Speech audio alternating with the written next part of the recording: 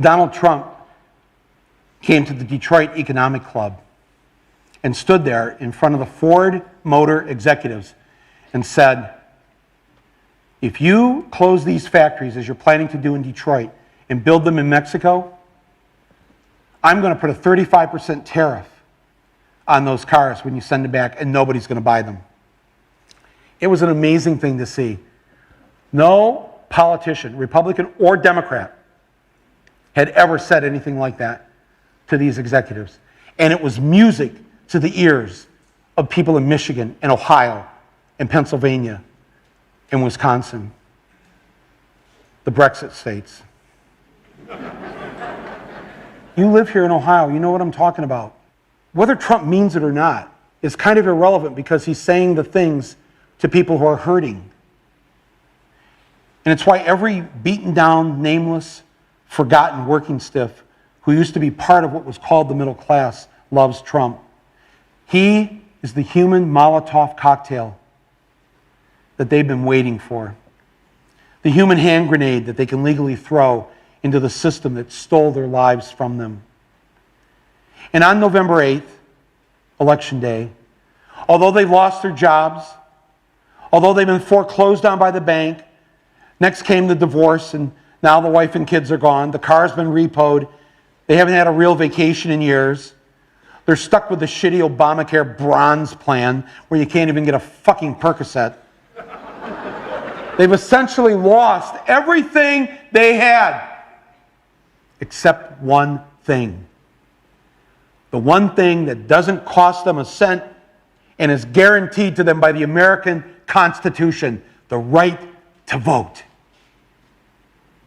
They might be penniless, they might be homeless, they might be fucked over and fucked up. It doesn't matter because it's equalized on that day. A millionaire has the same number of votes as the person without a job. One.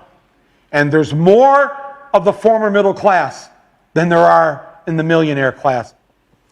So on November 8th, the dispossessed will walk into the voting booth, be handed a ballot, close the curtain, and take that lever, or felt pen or touchscreen, and put a big fucking X in the box by the name of the man who has threatened to upend and overturn the very system that has ruined their lives.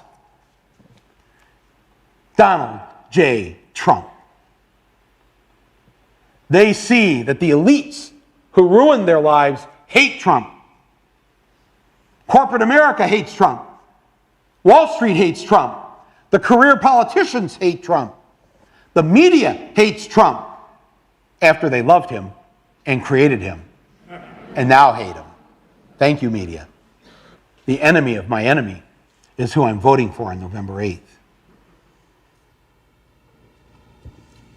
Yes, on November 8th, you, Joe Blow, Steve Blow, Bob Blow, Billy Bob Blow, all the blows get to go and blow up the whole goddamn system because it's your right. Trump's election is going to be the biggest fuck you ever recorded in human history.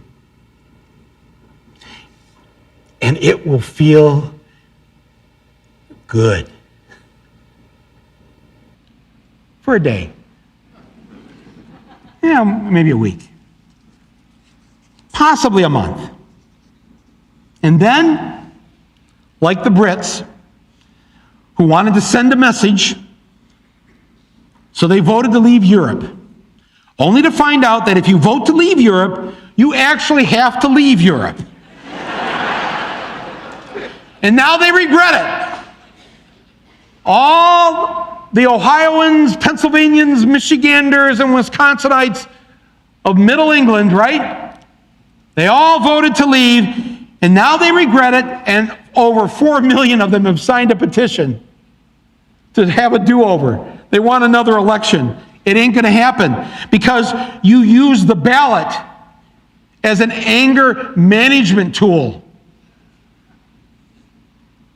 And now you're fucked.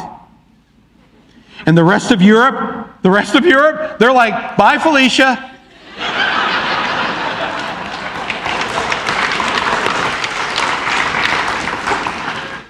when the rightfully angry people of Ohio and Michigan and Pennsylvania and Wisconsin find out after a few months in office that President Trump wasn't going to do a damn thing for them, it'll be too late to do anything about it.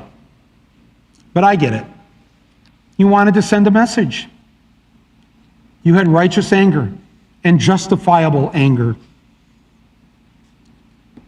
Well, message sent. Good night, America.